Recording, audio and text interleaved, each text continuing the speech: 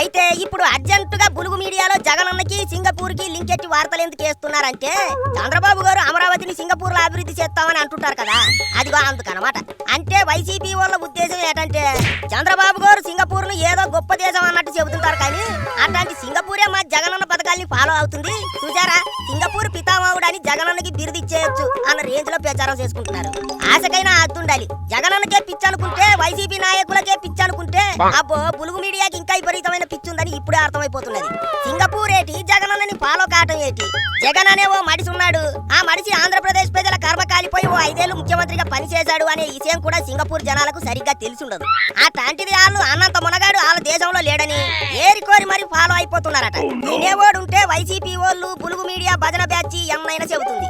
ఎన్ని జాకీలేసినా జగనన్నని లేపటం కట్టమైపోతుందని ఇట్టా Singapore planning చేశారన్నట్టు. కానీ జగనన్న పనితనం ఏటో ఏపీ ప్రజలకు తెలీదా? సింగపూర్ ప్రభుత్వం జగనన్నని ఫాలో అవుతుందని చెబితే చిన్న పిల్లోడు కూడా నమ్మడు. ఆ గది సంగతి.